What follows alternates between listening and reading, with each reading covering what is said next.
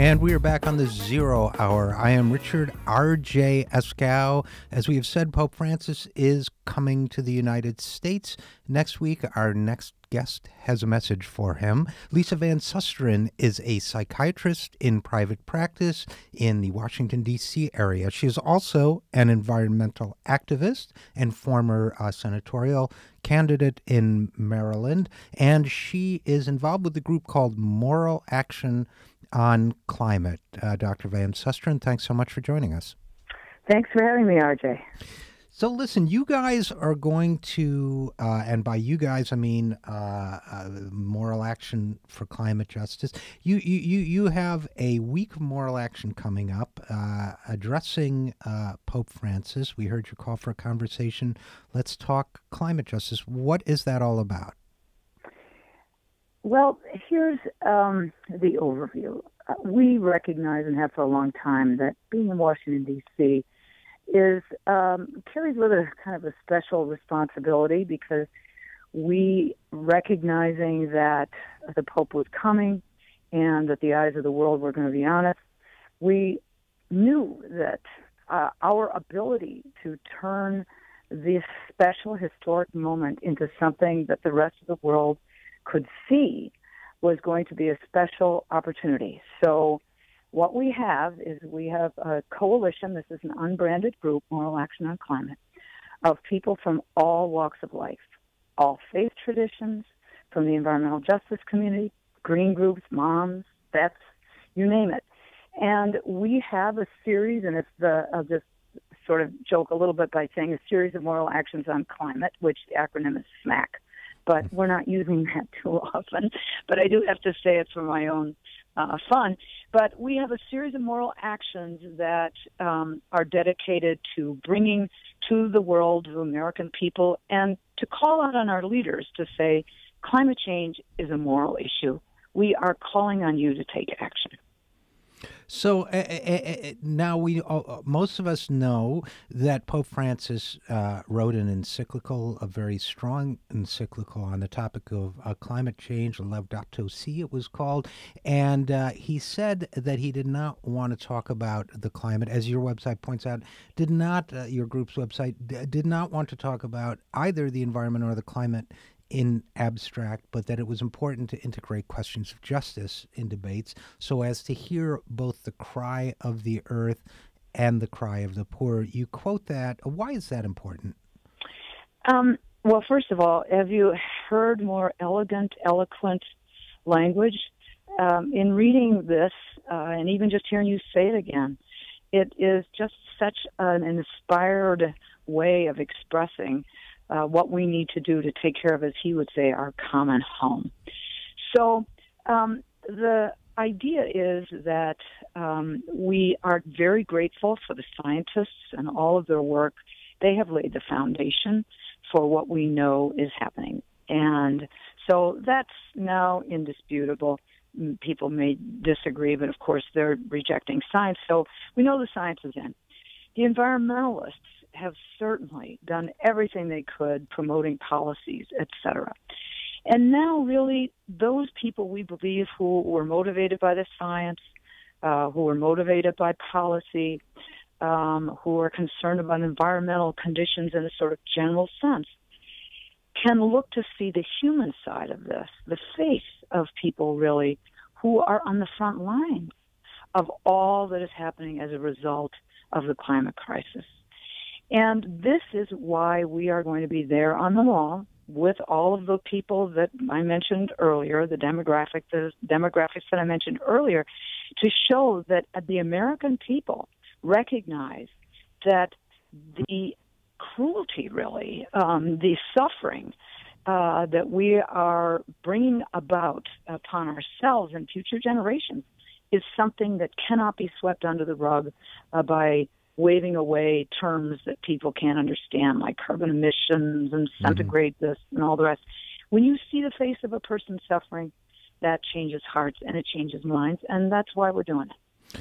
Well, Lise Van Susteren, we're talking about Moral Action on Climate, which can be found at moralactiononclimate.com. climate.org. First of all, in answer to your question, no, I have not heard the climate issue expressed any more eloquently than the Pope did. And there's something which might be familiar to you as both a psychiatrist and an environmental activist, which is there's something in my mind integrative about the way the Pope expressed it, that we're not only talking about the fate of the planet and the fate of the environment, but the fate of each individual who is affected, which in the end becomes all of us. So it seemed to me to be a kind of, to use that overused word, a holistic way of looking at the problem emotionally as well as analytically, economically, as well as in a very human experiential way. So I was very struck by this message, and it seems to me, so you guys are going to be gathering 7:30 a.m., I think, on Thursday morning on the National Mall between 3rd and 7th Street. It seems to me, I know you normally think of people gathering to protest somebody or something, but you guys are really gathering to amplify what the Pope had to say, right? Absolutely. This is all about showing respect for each other. And the Pope is here to raise our consciousness that we are missing opportunities to show our empathy because we are turning a cheek or we are missing important messages or for some other reason. And the idea is that there on the mall, we will, first of all, in faith leaders celebrating this amazingly courageous individual, multi-faith, every major religion will be there. And as I said, the frontline communities, we have 3 segments to the event.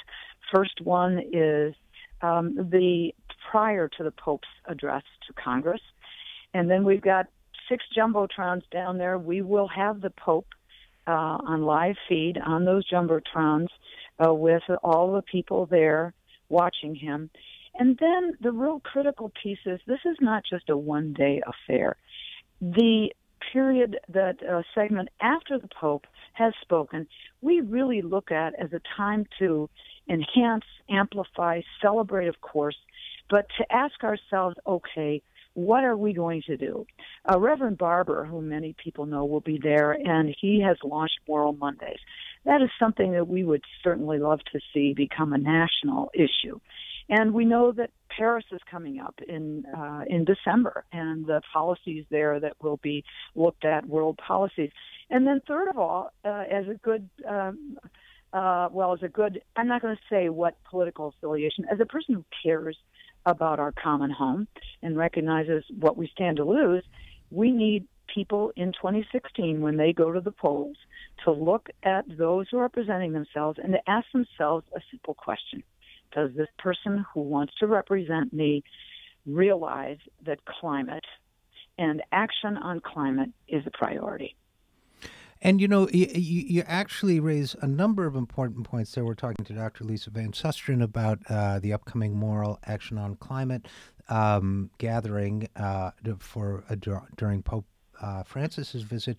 A number of issues, one of which, by the way, is that for many years, the environment was not, we could disagree or feel our government should be doing more, but it was not a partisan issue. Nor should it be a partisan issue, given the irrefutability of the science, as well as the fact that it is our common home. People forget, but it was a Republican president, Richard Nixon, for example, who initiated Earth Day. These are not... Yeah, there was a time when this was not as partisan or as it is now, and in fact, I would argue, I'd be curious to know your thoughts, Dr. Van Susteren, but I would argue that we must be doing much, much more as a nation than we're doing, or than, frankly, either party has proposed, and that we need, in order to do that, to really raise the visibility of this issue and make sure that all our elected officials understand how important it is to us. Well, you've said it very well, and that is the purpose, I'm sure, of the Pope coming to the United States. He's 78 years old. He's never come here before. He's not coming as a holiday jaunt. this man has a purpose in mind, and he is here to raise the consciousness of our elected officials. And he also knows that the force that he represents of moral good, the authority that he brings, the galvanizing force of who he is a very important way to uplift people and to inspire them to work together, to break down differences, and in a real celebration of what unites us, to take action. And it's certainly everyone who's listening knows, boy, do we feel good about ourselves when we're doing the right thing. And I think that that's the Pope's point. He wants to raise the consciousness so people consider this, recognize all the great opportunities we have to work together to make this planet good and safe, not only for us, but for future generations. Well, that's very well said. And Dr. Van Susteren, I would also, you touched on an issue that's been on my mind regarding the environment for quite a long time, and I've discussed it with others, but you have a unique expertise in this as a psychiatrist, which is, I think a lot of people tune out the environment as an issue because they tend to I should say, as a people, tend to succumb to a sense of despair from time to time. The issue is so big, the ramifications seem so profound. There are those cynics among us who might want to either deny the problem or make us believe it's unfixable. That I guess one question I might have for you on sort of a more personal level almost is, how does one fight despair in order to retain the sense of optimism that, yes, we can do something about the environment, yes, we can change this, and therefore we must? Well, that's an excellent question also, and there are two things that come to mind. One is that it's sort of like the political leaders are sort of like your parents. And not to get too shrinky about it, but I am a psychiatrist. And when kids see that their parents aren't doing the right thing, they're not so likely to do the right thing. So a lot of people are saying, yeah, I can do this personally and I can do that personally. They're really waiting for the parents, for the leadership to say, we've got to do this as a nation. And we will write policies that are fair.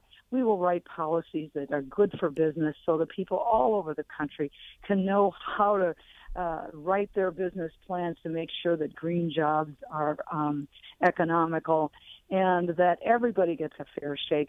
And people are waiting really, I think, for, well, at least, many of us are doing things individually, but for those who are not yet taking action, I think part of it is that they're saying, we want our government, and it might be an unconscious thought, but we very much want our government to get in there. Now, about despair, there are two things to address with that. And many of us try to avoid sometimes troubling sentiments, and that's normal, it's healthy. But what happens is that they get buried and then they eat away at us anyway. And I believe there's a lot more climate anxiety and despair than people realize. Taking action, join a group, get into the streets, write a letter, go to a meeting, do anything that you can think of. And then recognize also that there are solutions. Go and look about solutions. There are plenty of them. When you take your despair and turn the energy, in a sense, of your despair into action, that restores hope.